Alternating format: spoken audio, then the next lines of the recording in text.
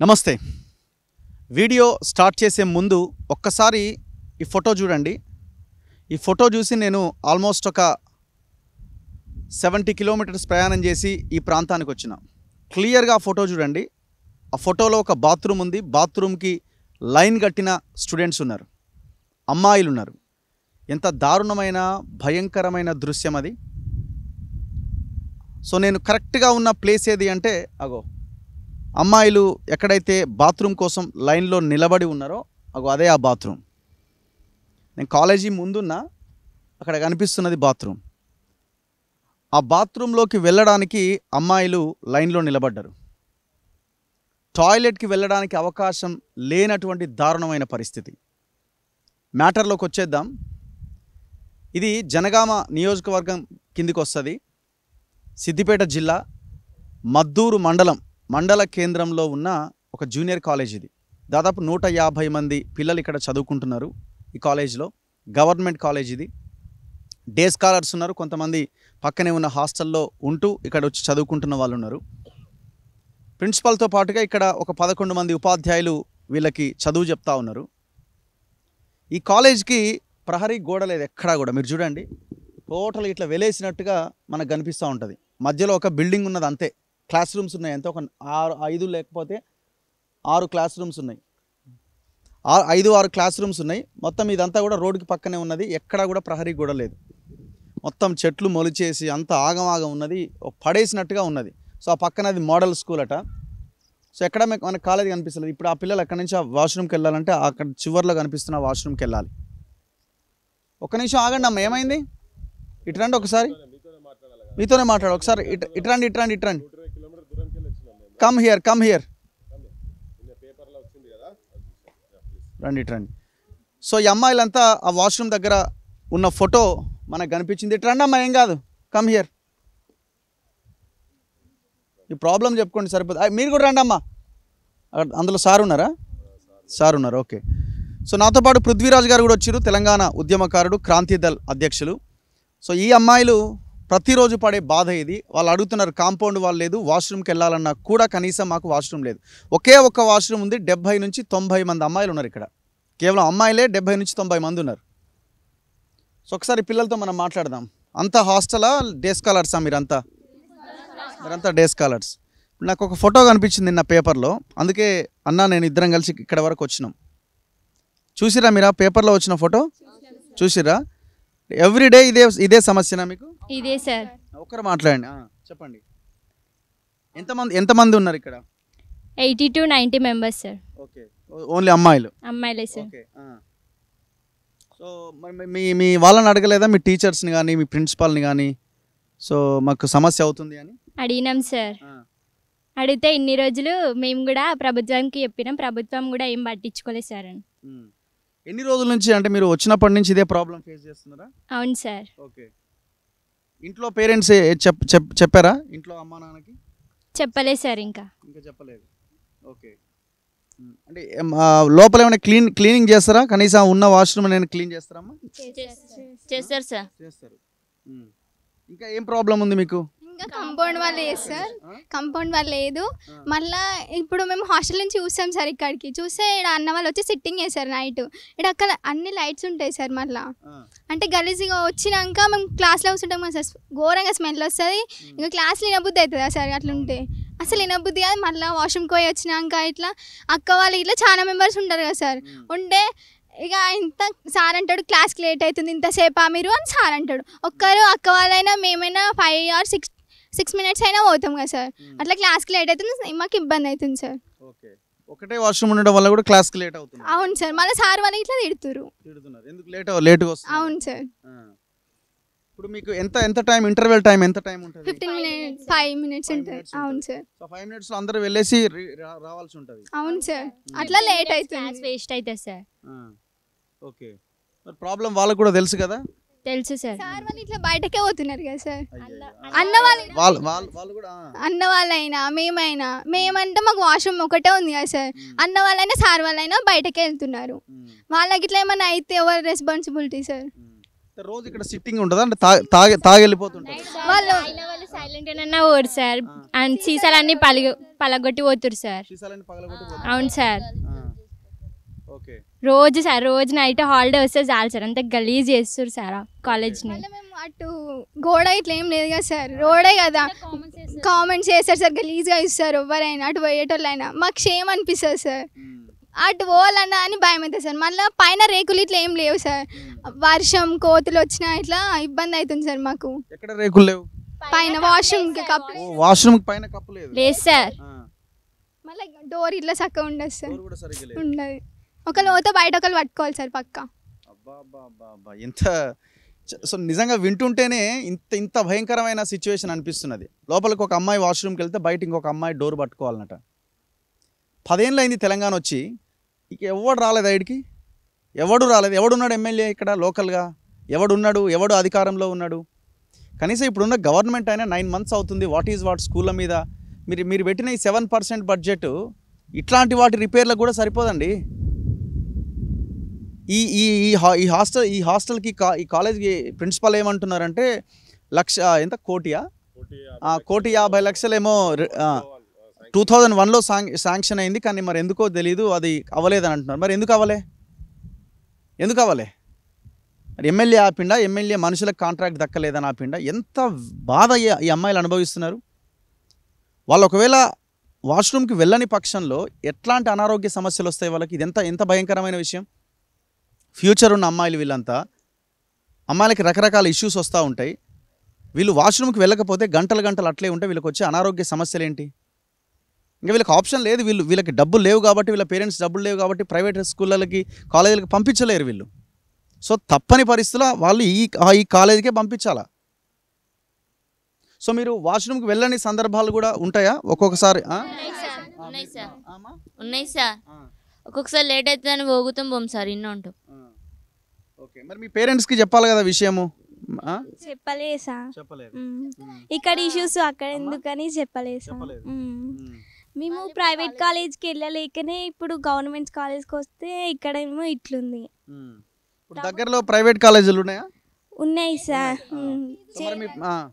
చేర్యాల్లో ఉన్నాయి, జనగంలో ఉన్నాయి, కానీ లేనే మనీ ఇట్లా ఉన్నాయి కాబట్టి ప్రైవేట్ కాలేజ్కి వెళ్ళలేం కాబట్టి గవర్నమెంట్కి పంపిస్తే ఇక్కడ ఇష్యూస్ చాలా ఉన్నాయి. పేరెంట్స్కి చెప్తే మనీ అడ్జస్ట్ చేయాలని ప్రైవేట్కి పంపించాలని చూస్తారు, కానీ మనం చూడాలి కదా సార్ పేరెంట్స్ని. అందుకే గవర్నమెంట్కి వస్తే ఇక్కడ ఇష్యూస్ ఉన్నాయి. సో మళ్ళీ అవసరమైతే మానేయండి అంటారు కూడా. మళ్ళీ పాపం వాళ్ళు కూడా వాళ్ళ గురించి కూడా చూడాలి కదా సార్. అందుకే ఇక్కడ చాలా ఇష్యూస్ ఉన్నాయి సార్. సార్ వాళ్ళు కూడా వెళ్తారు, క్లాస్ లేట్ అవుతుంది. ఉన్నాయి సార్, చాలా ప్రాబ్లమ్స్ ఉన్నాయి. ప్రభుత్వం ఎలానైనా చేయాలని కోరుకుంటున్నాం సార్. సో మీరు టీవీలు చూస్తుంటారా? న్యూస్ చూస్తారా? ఇట్లాంటివి వచ్చినప్పుడు, లేకపోతే గవర్నమెంట్ పెద్ద మాటలు చెప్తుంటారు కదా, మేము అది చేసినాం.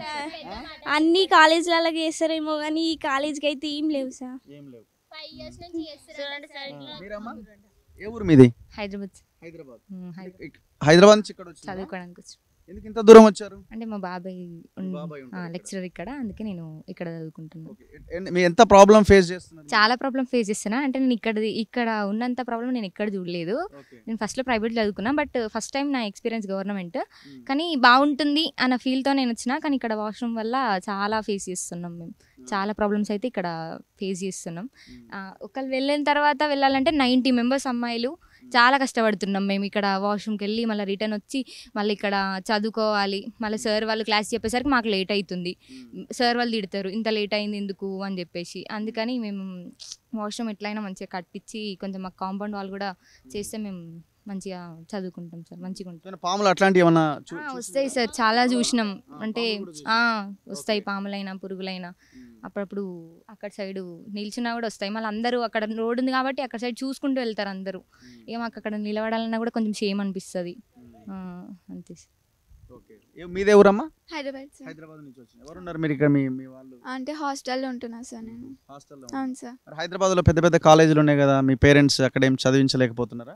అంటే ఇక్కడ రిలేటివ్స్ ఉన్నారని వచ్చాను సార్, వాళ్ళతో చదువుకుందాం అనుకున్నా. కాకపోతే ఇక్కడ కొంచెం ప్రాబ్లం ఉంది సార్. ఉండాలనిపిస్తున్నదా? ఇక్కడ నుంచి వెళ్ళిపోవాలనిపిస్తుందా? ఎడ్యుకేషన్ పరంగా ఉండాలనిపిస్తుంది కదా సార్, ఫెసిలిటీస్ కాకపోతే మంచిగా లేవు ఫెసిలిటీస్. కొంచెం మాకు కూడా గవర్నమెంట్ నుంచి కొంచెం సహాయం వస్తే అన్నీ పూర్తయితే గర్ల్స్కి అందరికీ కొంచెం మంచిగా ఉంటుంది సార్. వాష్రూమ్స్ అయినా కాంపౌండ్ వాల్ అయినా సరే కొంచెం అన్ని ఫెసిలిటీస్ చూడాలి సార్ ప్రభుత్వం. ఓకే, ఫుడ్ ఎట్లా మీరు బాక్స్ తెచ్చుకుంటారా? నువ్వు సార్ హాస్టల్కి వెళ్ళి తింటాం సార్. హాస్టల్ ఫుడ్ ఎట్లా ఉంటుంది? బాగుంటుంది సార్. పర్లేదు. ఓకే, ఎవరు వచ్చినారు? సో వీళ్ళు వచ్చినారా? ఇంకెవరైనా మాట్లాడతారా అమ్మా? చెప్పమ్మా. అమ్మా, మాకు ప్రభుత్వం న్యాయం చేయాలని కోరుకుంటున్నాం సార్. మరి ఘోర ఇబ్బంది సార్, అది ఎవరు ఫేస్ చేసాం మేమైతే అసలు అయితలే సార్ మాతోని. చెయ్యాలనిపిస్తలేదు, షేమ్ అనిపిస్తుంది సార్ అక్కడ నిలబడితే. కాలేజ్ బాగుంది కానీ వాష్రూమ్స్ స్టడీ అయితే సూపర్ ఉంటుంది సార్ స్టడీ, కానీ వాష్రూమ్స్ మరి ఘోరం ఉన్నాయి సార్. కంపౌండ్ వాళ్ళు అసలుకే లేదు సార్. ఇంకా మేము సో కొంతమంది అధికారులు వచ్చారు, అంత మనోళ్ళేలే, ఏం కాదు ఏం కాదు. వాళ్ళేం ఇప్పుడు ఏం ఇది చేసేది ఏం లేదు ఆడ. Okay okay, yeah. ఇంకెవరైనా ఉన్నారా అమ్మా? మీదే ఏ ఊరు అమ్మాయి? సలాక్పూర్. సలాక్పూర్ అంటే ఏ ఊరికి? ఎక్కడ, ఎంత దూరం? 6 kilometers. 6 kilometers. ఎట్లా వస్తారు మీరు ఇక్కడ వరకు? బస్కి వస్తాం. బస్కి వస్తారు. ఓకే, బస్ పాసా? ఆధార్ కార్డ్. ఓకే, మీకు ఫ్రీ ఏమో. ఓకే, సో మీ పేరెంట్స్ మరి కాలేజీకి వెళ్తున్నారు వస్తున్నారు, ఎట్లా ఉంటున్నారు, ఎట్లాంటి పరిస్థితులు ఇవన్నీ అడుగుతారా, కనుక్కుంటున్నారా? కనుక్కుంటా. ఏం చెప్పినారు మరి మీ అమ్మ నాన్నకి? మంచిగానే ఉందని చెప్తాను. మంచిగా ఎందుకు మరి మంచిగా లేదు కదా? మంచిగా లేదని చెప్తే మమ్మల్ని చదివిపోయారు. ఓకే, సో ఎంత ప్రాబ్లం అవుతుంది వాష్రూమ్కి? మీరు మార్నింగ్ వస్తారు కదా, మార్నింగ్ వచ్చి మళ్ళీ ఎప్పుడో ఈవినింగ్ మళ్ళీ మీరు రిటర్న్ వెళ్ళిపోవాలి కదా, ఎంత ప్రాబ్లం అనిపిస్తున్నది? చాలా ప్రాబ్లం. చాలా ప్రాబ్లం ఉంది. ఓకే, మీదే ఊరమ్మా? లకుడారం సార్. ఓకే, ఎంత దూరం ఇక్కడ నుంచి? లేదు సార్, హాస్టల్లో ఉంటాను. హాస్టల్లో. ఓకే, హాస్టల్లో వాష్రూమ్స్ ఎట్లా ఉన్నాయి? క్లీన్ ఉంటాయి సార్, బాగుంటాయి బాగుంటాయి సార్. సార్ ఇక్కడనే కొంచెం వాష్రూమ్స్ బాగా వేపియండి సార్. కాంపౌండ్ వాళ్ళు లేదు సార్, ఘోరం ఉంది సార్. మాకు మరీ ఇబ్బంది అనిపిస్తుంది. బాటిల్స్ వాళ్ళు కొడుతున్నారు. అవును సార్, బాటిల్ వాళ్ళు కొడుతున్నారు సార్. చూసుకోకుండా వాళ్ళైనా కాలేజ్ ఎట్లుంటుంది సార్ మొత్తం. ఉన్నారా ఈ ఊరోళ్ళు ఎవరైనా ఇక్కడ? మన వాళ్ళు ఇక్కడ వాళ్ళు అంతా బయట వాళ్ళేనా? యా, సో ఒకసారి మనం ఢిల్లీ చూద్దామా? వస్తారా మీరు? ఇక్కడ వరకు వస్తారా? రండి రండి, ఏం కాదు రండి.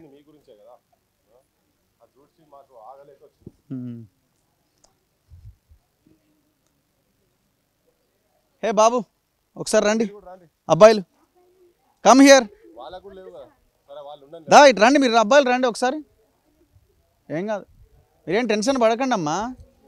సొల్యూషన్, సమస్యకు ఒక పరిష్కారం దొరుకుతుంది. ఇప్పుడు అయిపోతుంది, ఈసారి అయిపోతుంది, ఈసారి అయిపోతుంది.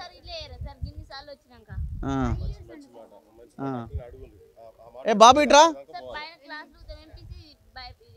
ఇట్రా ఇట్రా, కమ్ బాబు ఇట్రా ఒకసారి ఇట్రా. ఇప్పుడు మీరు ఎక్కడికి వెళ్తారు వాష్రూమ్కి? బయటికి. మీరు ఎక్కడ వెళ్తారు? బయటికి వెళ్తారు. ఓకే, సో ప్రాబ్లం అవుతలేదా? అవుతుంది. దూరం ఉంది. ఓకే, మీరు మీ పేరెంట్స్ కానీ లేకపోతే మీ ప్రిన్సిపాల్ కానీ చెప్పలేదా సమస్య ఉన్నది, కాంపౌండ్ వాళ్ళు లేదు చెప్పారు కానీ దొరుకుతలే, ఓవర్ చెప్పాలని అంత బెత్తలే. ఏ ఊరు నుంచి వస్తారు మీరు? బైరన్పల్లి.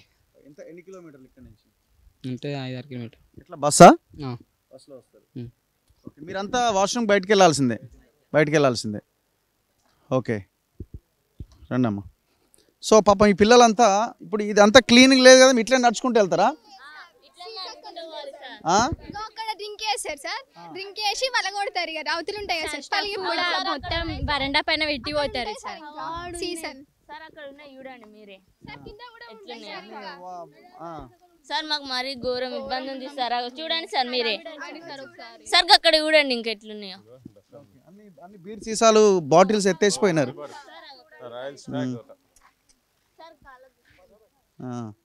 సో ఎట్లా అనిపిస్తుంది పృథ్వీరాజ్ గారు? అంటే మనం తెలంగాణ కోసం మీలాంటి వాళ్ళు చాలా బాగా కొట్లాడారు కదా, ఇప్పుడు చూడండి అక్కడి నుంచి పాపం వీళ్ళు ఇక్కడ వరకు రావాలి.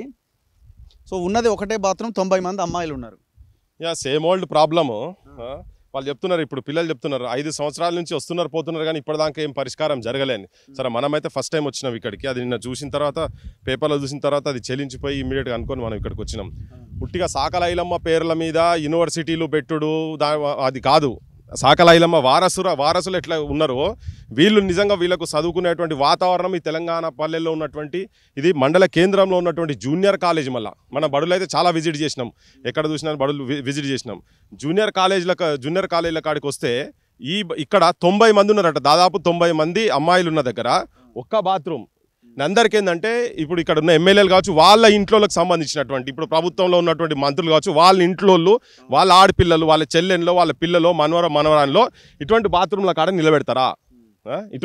ఇటువంటి సౌకర్యాలు ఉన్న దగ్గర వాళ్ళు నడిపిస్తున్నారా? ఇక్కడ లోకల్ ఎమ్మెల్యే ఉన్నాడు ఇప్పుడు ఇక్కడ. సో ఒకసారి మనం దాన్ని చెక్ చేయడంలో ఇబ్బంది ఏం లేదు, ఎందుకంటే వాళ్ళు చాలా ఘోరంగా చెప్తున్నారు. డోర్ కూడా లేదు కనీసం, చాలా ఇబ్బంది అవుతుందని అంటున్నారు. సో మనమే వెళ్ళి చెక్ చేద్దాం, ఎందుకంటే గవర్నమెంట్కి కానీ నాయకులకు కానీ వాస్తవం తెలవాలి కదా. ఇది పట్టదా? సో ఇది ఈ డోర్కి లోపల లాకుండదు. ఓకే, సో ఇది ఒకే ఒక్క వాష్రూమ్. ఇది కనీసం లోపల డోర్ లేదు. బయట నుంచి లోపలికి ఎవరైనా వెళ్తే బయట నుంచి ఇట్లా పట్టుకొని నిలబడాల్సిన దౌర్భాగ్యమైన దారుణమైన దుస్థితి. 90 మంది అమ్మాయిలు ఉన్నారు. 90 మంది 5 నిమిషాల 10 నిమిషాల ఇంటర్వెల్ టైంలో అంతమంది ఒకేసారి ఎట్లా వెళ్ళి వాళ్ళు వాష్రూమ్కి వెళ్ళి రాగలుగుతారు? అక్కడ క్లాస్కి వెళ్తే క్లాస్లో లేట్ అయితే ఎందుకు లేట్గా వచ్చిరంటే సార్ అడుగుతాడు. చూడండి, మొత్తం చెత్తా చెదారంతో నిండిపోయింది. ఇప్పుడు అందులోకి ఏం పోతాయో, ఏం పాములు ఉన్నాయో, ఏం తేళ్ళు ఉన్నాయో ఏం అర్థం కాని పరిస్థితి. అంతా చిన్న చిన్న పిల్లలు వీళ్ళంతా, మళ్ళీ అంతా ఎంత 16-17 సంవత్సరాల పిల్లలు వీళ్ళంతా. సో వాళ్ళ పేరెంట్స్ పాపం స్కూల్కి వెళ్ళిరు, కాలేజీకి వెళ్ళిరు, చాలా సేఫ్గా ఉన్నారు మా పిల్లలని అనుకుంటారు. కానీ వాళ్ళు పడే బాధ ఏంటిది? పేరెంట్స్ చూస్తే అసలు అవసరమే లేదు ఈ చదువు అని, డ్రాప్ అవుట్స్ ఎందుకు జరుగుతున్నాయి, ఇట్లాంటి వాటి వల్లనే. సో ఇదే వాష్రూమ్ ఎవ్రీ డే ఇది ఇంతే. ఇంకా లైన్ కడితే అటు బండ్లు పోతే గలీజ్గా ఇస్తారు సార్, మాకు షేమ్ అనిపిస్తుంది. ఇది రోడ్డు, ఇంకా ఘోరం ఏంటంటే ఇది రోడ్డు వెహికల్స్ వెళ్తా ఉంటాయి, వీళ్ళు ఇక్కడ లైన్ నిలబడతారు. బీహార్ వాళ్ళు ఉంటారు సార్ అక్కడ సార్.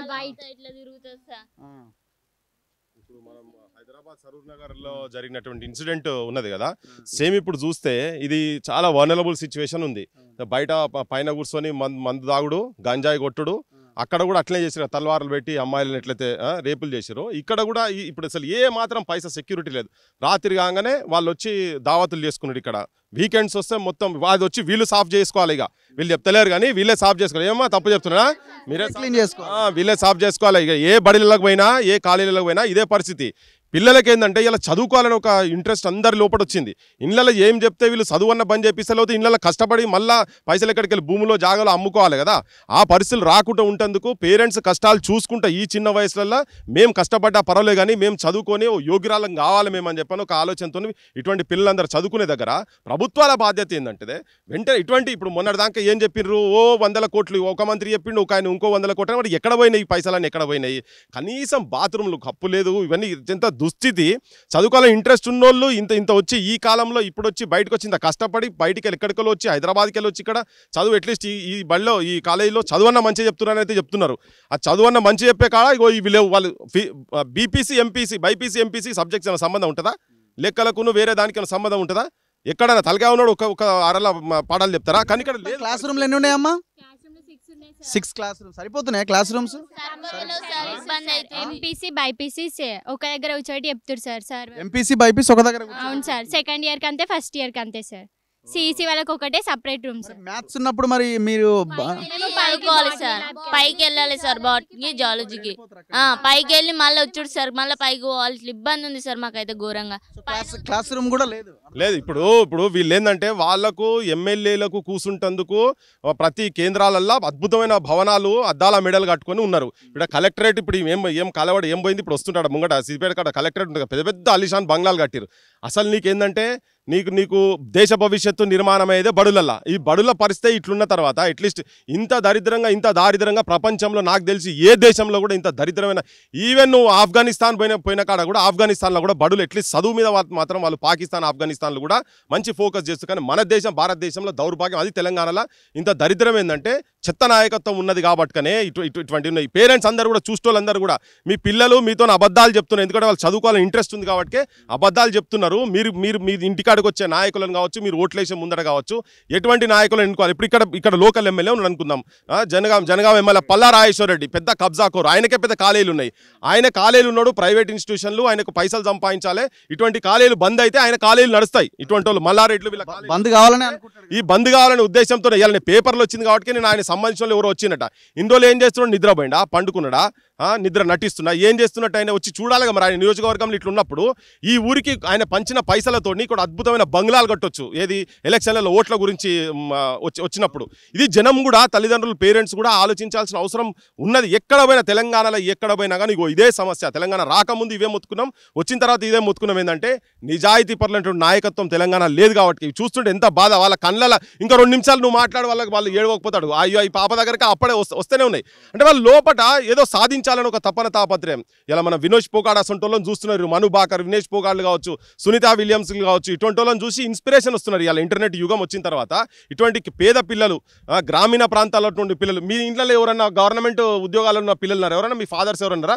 అందరు వీళ్ళని అడిగితే ఒక్కొక్కరికి ఒక్కొక్క స్టోరీ ఉంటుంది. వాళ్ళ ఇంట్లో వ్యవసాయం కావచ్చు, చిన్న చిన్న ఆర్టిజాన్స్ కుటుంబాలకు కూలి పని చేసుకున్నటువంటి వాళ్ళు. మరి వాళ్ళందరికీ విద్య ఇవ్వాల్సిన బాధ్యత ప్రభుత్వాల మీద ఉన్నది కదా. ఇదే ఫోకస్ చేసేందుకు, ఇవే చెప్పేటందుకే. అంత ముందు కూడా మనం తిరిగినప్పుడు సేమ్ మన యూనివర్సిటీ స్థాయి, స్కూల్ నుంచి మొదలు పెడితే విశ్వవిద్యాలయ స్థాయి వరకు కూడా, వీధి బడుల నుంచి విశ్వవిద్యాలయ స్థాయి వరకు ఎక్కడ చూసినా కానీ ఇవే సమస్యలనే. ఈ సమస్యలు ఫస్ట్ చూడాల్సిన అవసరం ఒకటి విద్య, నెక్స్ట్ వైద్యం. ఇప్పుడు వీళ్ళు అవి అన్యాయం కదా, ఇది చాలా చాలా దారుణం.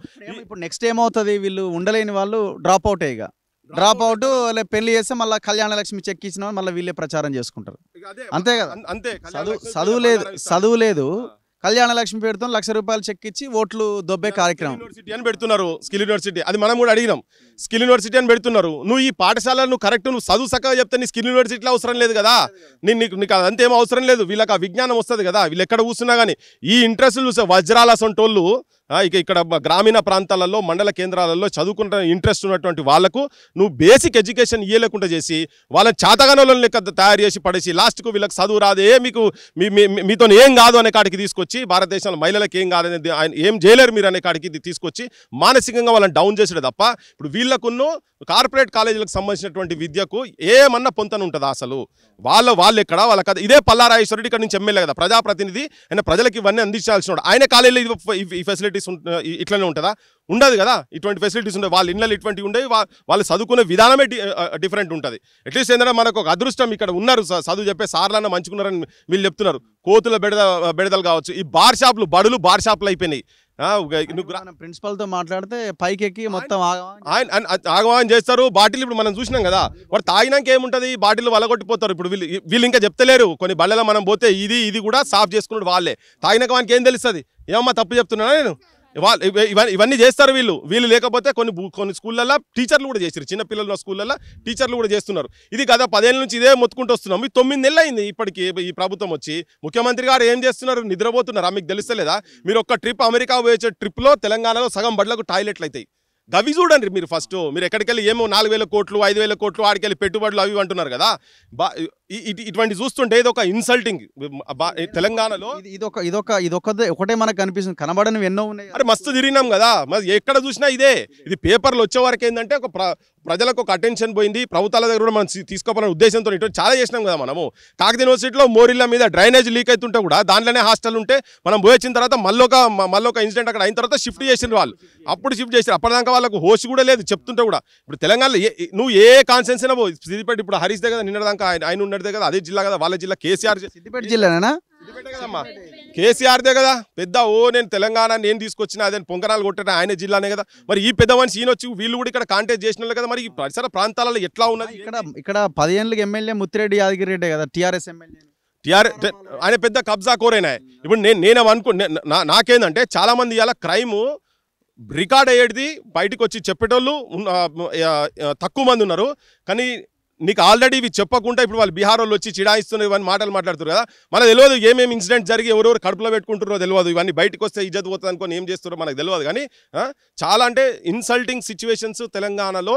చదువుకోవాలంటే చదువుకునేటువంటి వాతావరణము కల్పించాల్సిన బాధ్యత ఉన్నోళ్ళు వాళ్ళ ప్రయోజనాల గురించి వాళ్ళ భూములు జాగలు కాంట్రాక్ట్లు దందాలు మాఫియాలు చేస్తున్నారు కాబట్టినే ఇప్పుడు ఈజీలో అవైలబుల్ ఉన్నది. ఈ ప్రభుత్వం వచ్చినాక కూడా బెల్ట్ షాపులు బంద్ అన్నారు. ఇలా బెల్ట్ షాపులు కూడా వాడు ఈజీ అవైలబుల్ ఉన్నది వచ్చి కూర్చుంటారు. ఎవరికి ఇష్టం వస్తుంటే వాడి ఇంటికాడ పెళ్ళం పంచాయతీ పెట్టుకున్నాడు కూడా వచ్చి ఇక్కడ పైకి వచ్చి కూర్చొని సిఫ్టీ పట్టుకొని కూర్చుంటే తెలంగాణ పండుడి ఇక్కడ పండుకొని మళ్ళీ లేచి వాడు కాలకృత్యాలు ఉంటే కూడా ఇన్నే తీసుకొని పోవాలి. వీళ్ళు వచ్చినాక మిగతా వీళ్ళు సాఫ్ చేసుకొని వీళ్ళు కూర్చోవాలి. ఈ చదువుకున్నటువంటి వాతావరణం ఉన్నటువంటి పరిస్థితులు ఉన్నాయా తెలంగాణలో? లేవు. ఎక్కడ చూసినా కానీ ఇదే. హైదరాబాద్ సిటీలో చూసినాం కదా, ఎన్ని కాలేజీలు చూసినాం. నేను ఆ విజువల్స్ కూడా సరూనగర్కి కావచ్చు, నీకు సికింద్రాబాద్ సంబంధించినటువంటి కావచ్చు, ఎక్కడ పోయినా కోకొల్లలు ఇవే సమస్యలు ఇవే ఉన్నాయి. ఈ ప్రభుత్వాలు ఏంటంటే పట్టింపు లేకుండా కేవలం వాళ్ళ వ్యక్తిగత మంత్రులు లేకపోతే ఎమ్మెల్యేల ఇంట్లోకి వెళ్ళి అట్లు కోనుడు అటుకెళ్ళి ఇటుపోవుడు. అసలు సిగ్గున్నదే ఉనికన్నా నిన్న ఇది వచ్చింది కదా, ఇప్పుడు వచ్చి దాడులు చేసుకుని ఓనో ఇంట్ల మీద సంస్కారం లేకుండా తొడలు కొట్టుకొని ఏంది ఇదంతా తమాషాలు చేసుకుంటూ కూర్చొని అటువంటివి కావు. ఈ సమస్య ఎంత పెద్ద సమస్య అసలు యాక్చువల్గా. ఇలా వచ్చే వరకు ఎవరో ఒకరు ఇక్కడ కూర్చొని ఆయన అంటాడట, ప్రభుత్వంకు నేను పంపిస్తున్నా, వాళ్ళు చేయకపోతే నేను చేస్తాడట. వాళ్ళు చేయకపోతే నేను చేస్తాడు ఇంద్ర నాయన, నాకు అర్థమైతే లేదు. ఇక లోకల్ ఎమ్మెల్యేలు మాట్లాడతారట. జనం కూడా అర్థం చేసుకోవాల్సిన అవసరం లేదు. ఒక కబ్జా కోరు పోతే ఇంకో కబ్జా కోరు, ఒక దొంగ పోతే ఇంకో దొంగ తీసుకొచ్చుకొని ఎన్నికలు చేసుకొని కూర్చుండే తప్ప ఇప్పుడు ఎన్ని జీవితాలు చూడండి. ఇప్పుడు ఇంతమంది ఇక్కడ ఉన్నారు కదా, 90 మంది అమ్మాయిలు ప్లస్ పిల్లలు కూడా, స్టాఫ్ కూడా లేదంట కదా ఇక్కడ. కనీసం ఎక్కడ పోతారు?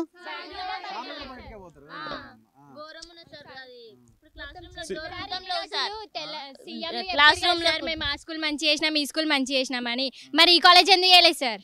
వాళ్ళ అక్క చెల్లెలు ఇట్లనే పోతారా సార్ లైన్ కట్టి? మన డోర్ ఇట్లా సక్కలేదు సార్, పెట్టుకుందామన్నా ఇజ్జత్ అనిపిస్తుంది సార్. చెప్పడానికి ఇట్లా వస్తలేదు తెలుసా? క్లాస్ రూమ్లలో పోతే బుక్స్ ఇంపుతాయి, కోతులు వస్తాయి సార్.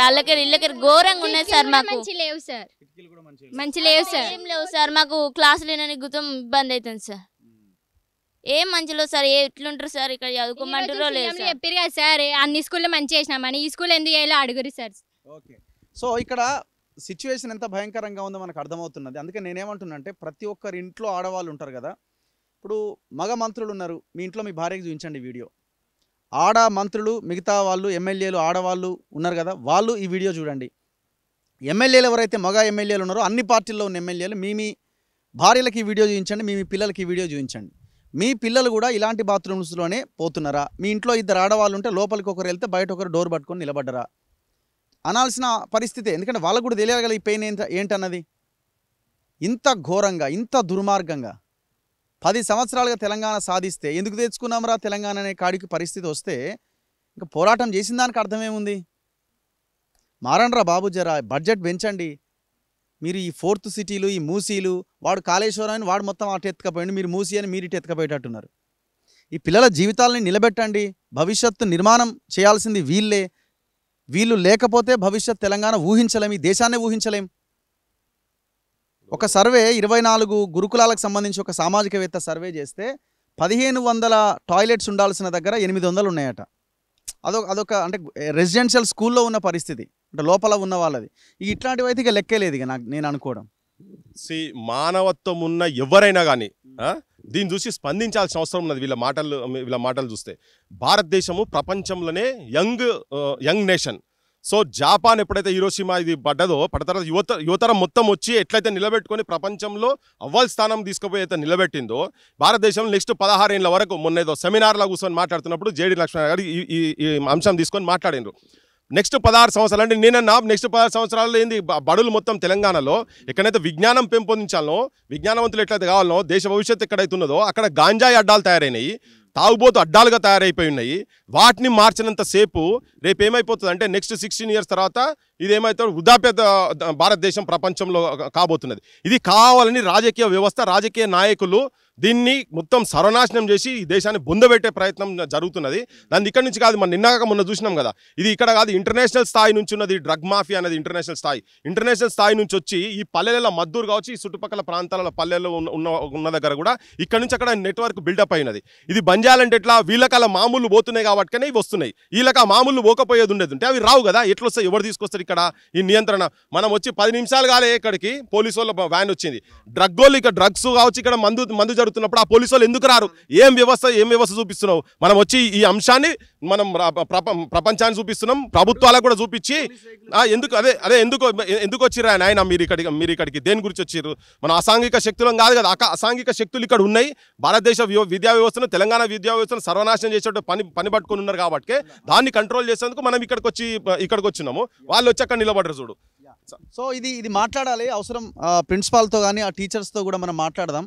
సో వాళ్ళు పడే ప్రాబ్లమ్స్ ఏంటి, ఉన్న సమస్యలు ఏంటో తెలుసుకుందాం. సో దీని మీద రెస్పాండ్ అవ్వాలి. గవర్నమెంట్ ఒకవేళ చేయకపోయినా ఈ విద్యార్థులకి స్వచ్ఛందంగా ఈ వాష్రూమ్స్ అయితే ఇమీడియట్గా మనం కట్టించాల్సిన అవసరం అయితే కనబడతా ఉన్నది. ఎంత దారుణం చూడండి.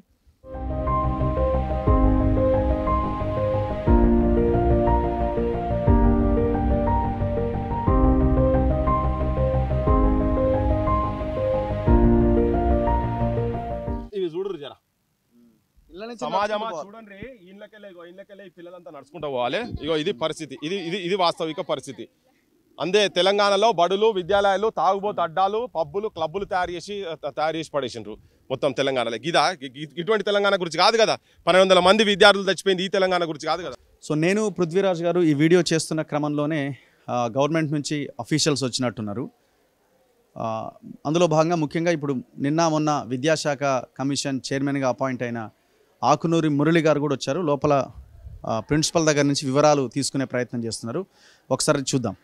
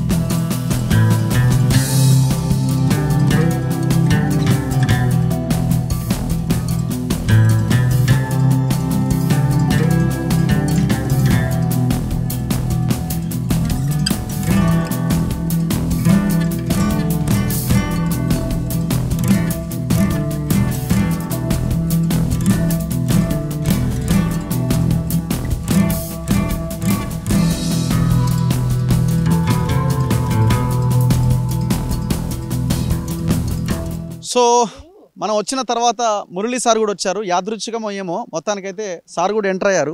విద్యాశాఖ కమిషనర్గా ఆయన విద్యాశాఖ కమిషన్ చైర్మన్గా ఆయన రావడం జరిగింది. ఈ సింగిల్ టాయిలెట్ని సార్ చూస్తూ ఉన్నారు. ఎందుకంటే సార్ గతంలో ఆంధ్రప్రదేశ్లో ఉన్నప్పుడు సలహాదారుడిగా ఇలాంటి ఎన్నో స్కూల్స్ని బాగు చేశారు. సరే, ఇప్పుడు కమిషన్ చైర్మన్గా సార్ ఇప్పుడు ఈ టాయిలెట్ని చూస్తూ ఉన్నారు. ఎట్లాంటి ప్రాబ్లం ఫేస్ చేస్తున్నారని.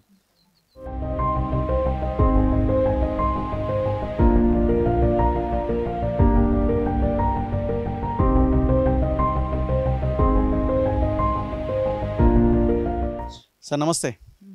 మేము వచ్చాము, తర్వాత మీరు ఎంటర్ అయిపోయినారు. ఎనీవే ఏంటి సార్, అంటే మేము జస్ట్ ఓన్లీ ఆ ఫోటో చూసి మేము ఇక్కడికి రావడం జరిగింది. పిల్లలందరితో మాట్లాడినాము, ప్రిన్సిపాల్ని కూడా కలిసినాము. సో సిచ్యువేషన్ చాలా వర్స్ట్గా ఉంది. పక్కన రోడ్డు, ఇది టాయిలెట్, ఉన్నది సింగిల్ టాయిలెట్, చాలా దారుణము. ఏమనిపించింది సార్ మీకు? అదే అంటే తెలంగాణ డజంట్ డిజర్వ్, అంటే తెలంగాణ రాష్ట్రంగా ఒక అబోవ్ యావరేజ్ ధనిక రాష్ట్రంగా మనకి ఇంత లాగా పరిస్థితులు ఉండకూడదు, తప్పది కదా. సో డెఫినెట్గా ఇంప్రూవ్ చేయాలి. ఇలాంటిది ఒకటే కాదు, రాష్ట్రంలో చాలా స్కూల్స్ ఉండే ఉంటాయి, చాలా కాలేజీలు ఉండే ఉంటాయి. ఇవన్నిటికీ సొల్యూషన్ అయితే చూపించాల్సిందే, తప్పదు గవర్నమెంట్కి. సో మనం అందరం కూడా ఆ వైపు జర్నీ చేయాలి. ఇప్పుడు మీరు కమిషన్ చైర్మన్గానే ఎంటర్ అయినారు. ఎస్. ఇప్పుడు వాట్ నెక్స్ట్ సార్, ఏంటి మీరు రిపోర్ట్ ఇవ్వబోతున్నారా? ఎట్లా రిపోర్ట్ అవసరం లేదు. ఈ కాలేజీకి సంబంధించి ఈరోజు స్టార్ట్ అవుతుంది పని. సో ఇప్పుడు స్టార్ట్ చేసేస్తారు. స్టార్ట్ చేస్తారు. యాక్చువల్గా ఏంటంటే ఇది అంతకుముందే శాంక్షన్ అయ్యి ఉంది, కానీ ఫండ్స్ వస్తాయో రావో అని భయంతో వాళ్ళు మొదలు పెడతలేరట. సో నేను మార్నింగ్ కలెక్టర్ గారితో మాట్లాడాను. సో కలెక్టర్ గారు అష్యూరెన్స్తో ఐ థింక్ ఫండ్స్ గవర్నమెంట్ ఇచ్చిన అయిపోయినా కలెక్టర్ గారు ఇస్తారు అంతే. సో అందుకనే స్టార్ట్ చేస్తున్నారు వాళ్ళు. కలెక్టర్కి పెట్టేసినారు మీరు. ఓకే. సో అంటే మీరు ఇప్పుడు చాలా వర్క్ చేసినారు కదా సార్ బిఫోర్ కూడా మీరు స్కూళ్ళ మీద. ఇట్లాంటిది మనకు ఒక స్కూల్ కనిపిస్తున్నది ఇప్పుడు ఈ వీడియో, ఇదో కాలేజ్ కనిపిస్తున్నది. ఎన్నో స్కూళ్ళు ఎన్నో కాలేజీలు ఇట్లా ఉన్నాయి. సరే మనం ఇది ఒక్కటి చేసిన తర్వాత ఇది చూసిన వాళ్ళు వా అనొచ్చు, బట్ మిగతా పిల్లలు చూసి అరే మా స్కూల్ కూడా ఇలా జరిగితే బాగుంటుంది, చేయాలి కదా అన్న ఒక ఆలోచన వస్తుంది పేరెంట్స్ కానీ పిల్లలకు కానీ. సో దీన్ని ఎట్లా ముందుకు తీసుకెళ్లాల్సిన అవసరం ఉంది, గవర్నమెంట్కి మీరు ఏం సూచిస్తారు? అంటే ప్రభుత్వానికి ఒక కాంప్రిహెన్సివ్ ప్లాన్ ఉండాలి. ఇప్పుడు అసలు స్కూల్ మోడల్ ఎట్లుండాలి, కాలేజీ మోడల్ ఎట్లుండాలి, స్కూల్ మోడల్ ఎట్లుండాలి, కాలేజీ మోడల్ ఎట్లుండాలి, తర్వాత అసలు స్కూల్ అంటే ఏమేమి అంశాలు ఉండాలి, జూనియర్ కాలేజ్ అంటే ఏ అంశాలు ఉండాలి అనే ఒక డిజైన్ ఒకటి ముందు గవర్నమెంట్ అప్రూవ్ చేసుకోవాల్సిన అవసరం ఉంటుంది. నేను అనుకుంటున్నాను కమిషన్ వైపు నుంచి అలాంటి స్ట్రాంగ్ రికమెండేషన్ చేస్తాం. స్కూల్ అంటే ఇట్లా ఉండాలి అంతే, నో కాంప్రమైజ్. సో కాలేజ్ అంటే ఇట్లా ఉండాలి, నో కాంప్రమైజ్. ఇప్పుడు మనం చూసాం కెమిస్ట్రీ ల్యాబ్ని, అది కెమిస్ట్రీ ల్యాబ్ కానే కాదు అది. సో క్లాస్ రూమ్ అంతే, అది ఒక పాడుబడ్డవి ఇన్స్ట్రుమెంట్స్ ఎక్విప్మెంట్ ఉన్నాయి, అట్లా ఉండొద్దు కదా. అంటే ఇది గవర్నమెంట్ కాలేజ్ అంటే ఇంతే ఉంటాయి, ఇట్లాగే ఉంటాయి, గవర్నమెంట్ స్కూల్ అంటే ఇట్లాగే ఉంటాయి అనేది ఒకటి పడిపోయింది అందరికీ ఒక సింపుల్గా ఒక నార్మల్ అయిపోయింది అది. బట్ అది నార్మల్ని మనము ఎక్స్ట్రాడినరీ చేయాల్సిన అవసరం ఉంది, అంటే కరెక్ట్గా చేయాల్సిన ఉంది, దాన్ని సరి చేయాల్సిన అవసరం ఉంది, చేద్దాం. ఇప్పుడు మీ పిల్లలు చెప్తున్నారు మేము పేరెంట్స్ కూడా మేము చెప్పలేకపోతున్నాము, బాగానే ఉందని చెప్తున్నారట, ఏదో ఒక అబద్ధం ఆడాల్సి వస్తుంది, లేకపోతే వీళ్ళు మానేయండి ఇంట్లో కూర్చోండి అంటారు. ప్రైవేట్ స్కూల్ కాలేజీకి పంపించడానికి వాళ్ళ దగ్గర అవకాశం లేదు, స్తోమత కూడా లేదు. అదే కదా ప్రాబ్లం అంతా కూడా మనకి. అసలు ప్రైవేట్ ఎందుకు పంపించాలి, ఇక్కడే ఉండాలి, ఇక్కడే చదవాలి గ్యారంటీగా. బట్ ఇక్కడ వసతులు పక్కా ఉండాల్సిందే, ఏ మాత్రం కాంప్రమైజ్ కాకుండా పక్కా వసతులు ఉండాల్సిందే. మీ రీసెర్చ్లో ఎన్ని స్కూల్స్ కాలేజెస్ ఇట్లా ఉన్నాయి సార్? అంటే మీరు గతంలో గ్రౌండ్ వర్క్ చేస్తున్నారు. యాక్చువల్గా అన్ని చోట్ల ఈవెన్ టాయిలెట్స్ ఉన్నా కానీ మెయింటెనెన్స్ ఉండదు, 24/7 రన్నింగ్ వాటర్ ఉండదు. సో లేదా డోర్స్ ఉండవు, విండోస్ ఉండవు, వెంటిలేటర్స్ ఉండవు. సో అట్లా వాడుకునే స్టేజ్లో మెజారిటీ అట్లాగే ఉన్నవి. సో మనము ఒక స్టాండర్డైజ్ చేయాలన్నింటినీ. సో అది నేను ఆంధ్రలో అయితే చేయగలిగాను, స్టాండర్డైజ్ చేయగలిగాను. వెంటిలేషన్ ఎట్లా ఉండాలి, ఎంతమందికి ఏమి ఉండాలి అంత కూడా.